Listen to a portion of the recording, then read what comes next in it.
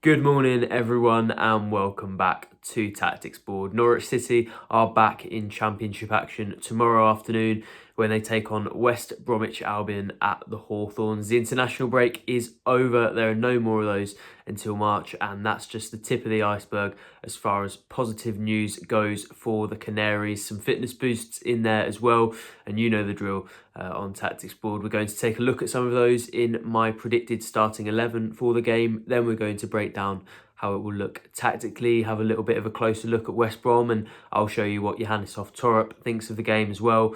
Then we're going to come on to Onel Hernandez and why he might be the temporary solution to City's striking problems. But we're going to start with that predicted starting 11. So without further ado, here's the team I think Torp will trust in the West Midlands.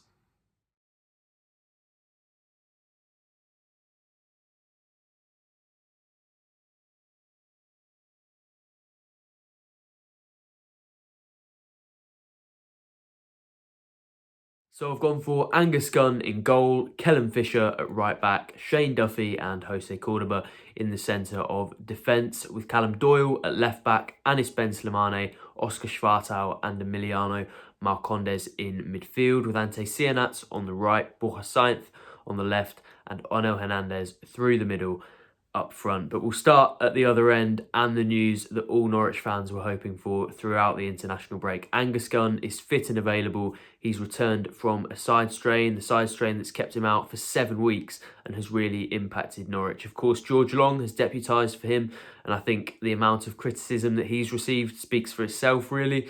Not a bad way to sign off in that 2-0 loss to Bristol City. Of course, not the sort of result that the team wanted, but maybe his best individual performance. However, you look at his performances over the piece, it's hard to say that there's even a challenge that he's put to Gunn. And I think it's actually served as a bit of a reminder to fans, players, staff, everyone connected to the club, just how important Angus Gunn is to them and their ambitions, not only in terms of the shot stopping, and I think he probably would have saved them a couple of goals in the last few games, but also on the ball, the calmness that he brings, a bit of dominance of his area that I don't think was there when he first signed for the club, but has definitely improved in the last few years. And just so many areas of goalkeeping that Norwich have missed over the last few weeks.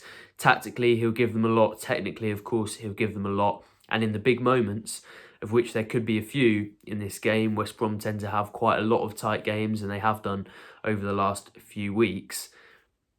A goalkeeper like Gunn does really come up big for you, and Norwich will be very, very happy that they've got him back between the sticks. So not really a decision to be made there, but there is one to be made up front. And what Torp does with that, of course, he went away from Cianats in that central striking role in the Bristol City game, tried Emiliano Marcondes, and although that didn't really work amazingly, there were periods in the game where it looked like it was doing okay. Marcondes had a header that hit the post early on in the game. I thought he was quite involved, but then in that second half, he barely touched the ball, and it didn't really look like the solution until Josh Sargent returns from his groin injury. So I think Torp may actually go for Onel Hernandez. I asked him in that press conference whether he saw the Cuban as a potential option in that striking role. Of course, we saw him score 2 goals against Stevenage in the Carabao Cup from that position.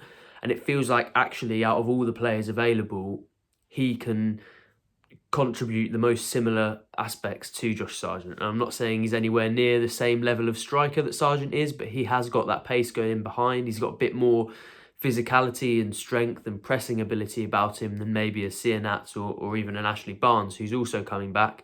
Torp did say that he sees him as a 9.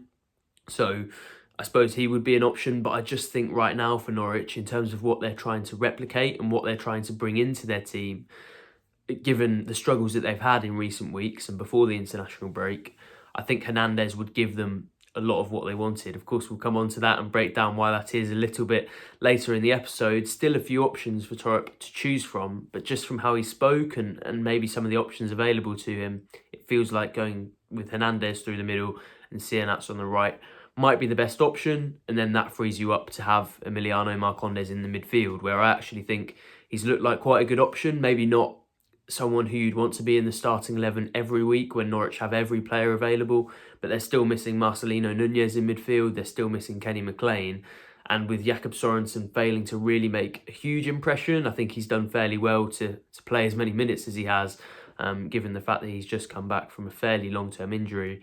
But it feels like he maybe isn't in that three, given the options that Torp has to choose from at the moment. I think Schwartau, Marcondes and Slimane would probably be his best three. It does rely on Slimane covering a bit more ground than maybe he normally would and being more of a physical presence, not in terms of the strength, because I think we've seen that from him, but in terms of the positioning and the ground covered and the number of areas of the game that he has to get through, because I mean we've seen the amount of work that Kenny McLean does. It would be a very different role for him, but I think out of those three and out of the players available, that feels like it might be the best midfield mix. So it will be interesting to see what Torp does with those two areas. I think we all know what he's going to do in goal, but definitely going to be interesting team news when it drops tomorrow. Hopefully I'm right, but again, it's always a bit tough predicting it, especially when you've got as many players coming back as Norwich do at the moment. Now to come on to West Brom, who I think tactically are actually a really interesting proposition. They've got a head coach in Carlos Corberán, who's worked under Marcelo Bielsa, who has a really interesting style of communication and who a lot of people would assume wants to play with sort of a possession-hungry, play out from the back way of playing and a very modern style of play as well. And I think some of his teams have looked that way, they have played that way, they have wanted a lot of the ball and they have dominated games in that sense. But he's also got in his squad a number of sort of championship stalwarts, the likes of Kyle Bartlett and Jed Wallace, even Josh Maja has sort of been round the English football block a little bit as well up front. You know, they've got Daryl Dike, who's currently out injured, but everyone will be aware of his exploits in the Championship previously. Mason Holgate, a few players who actually have a decent number of appearances at Premier League level and maybe bring that level of physicality and experience. So although I think West Brom have aspects of sort of two sides of the game to them, it was actually interesting that Torp at his pre-match press conference focused on maybe the more physical side, the more defensive side. So here's a little clip of maybe what he's thinking going into the game, and then we'll talk about what that means for Norwich, as well as some of the things that maybe he didn't focus on at that press conference. In some situations in the game, defensively for them, they can go man for man and create a very physical game picture. Sometimes they can drop a little bit lower in their 4-4-2 shape and really be compact and like I said, they're not conceding many chances. So it's a solid team, and we have to really be at our best to make sure that we circulate the ball with enough speed, that we move with the right timing, again the right speed. So we use these moments in the game where they open up a little bit, because it's not often that happens.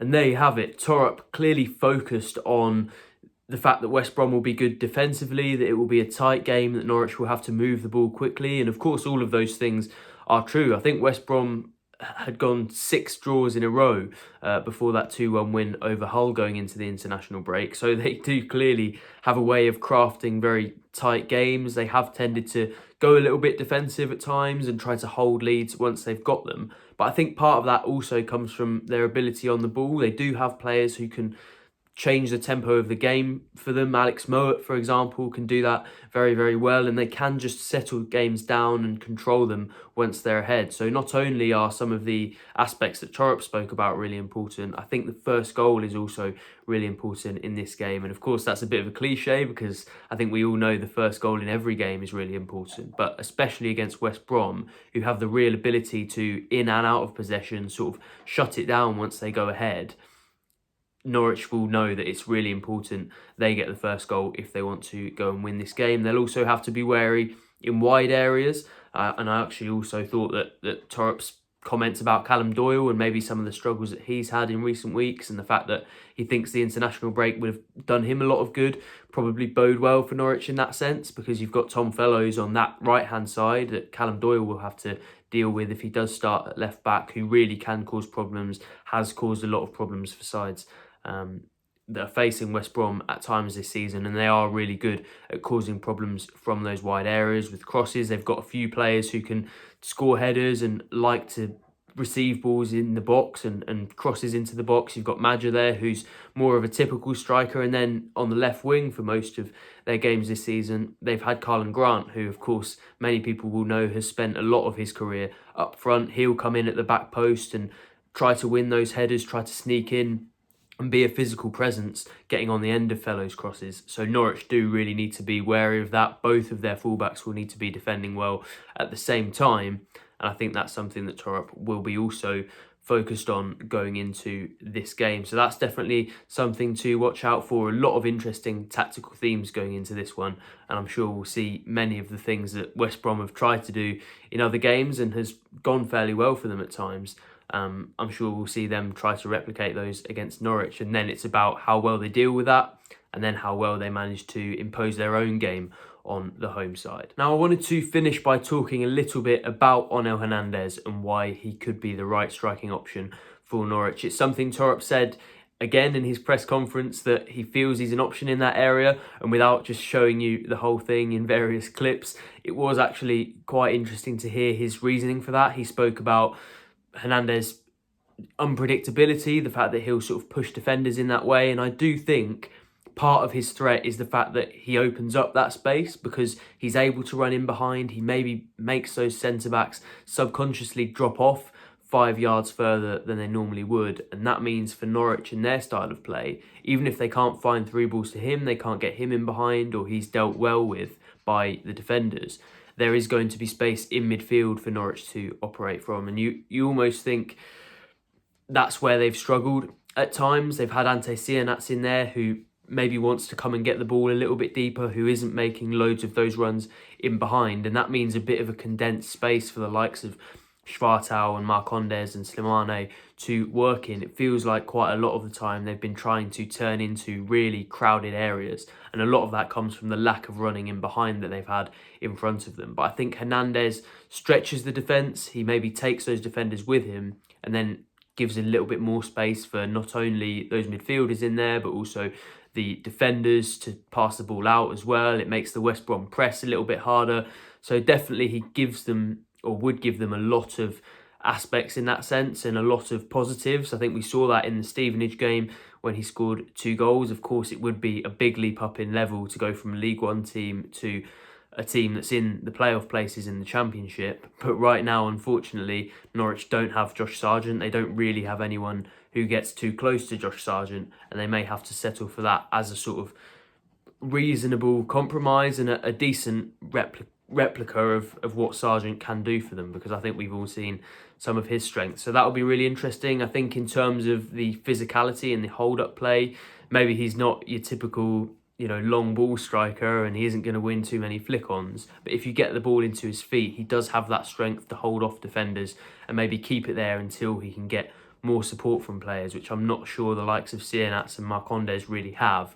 And in that sense, I think Hernandez, again, would really thrive. So he has proven to be an inconsistent player. He has also, of course, spent almost all of his career as a winger. So it wouldn't be an easy transition to make in a Championship game, especially when he's been out injured. But for me, especially tactically, having Hernandez in there with all of his strengths and qualities would be a decent option for Norwich. But it'll be interesting to see what Torup does, not only with that, but the rest of the tactical aspects of the game. Should be a very good one if both sides are close to their best, which maybe they haven't been at times in recent weeks. But hopefully after an international break to rest, everyone's feeling good and it will be a high-level game. Of course, we'll have every kick of it covered across at the Pinkun channels. So go to pinkun.com/subscribe if you haven't already, and you'll have access to all of that lovely content. Thank you very much for joining me on Tactics Board. I'll see you again very, very soon, because the Championship is well and truly back, and Norwich are in midweek action next week as well. So I'll be back here again very soon. Thank you for joining me today, and I'll see you elsewhere across our channels, and hopefully some of you as well at the Hawthorns. See you then.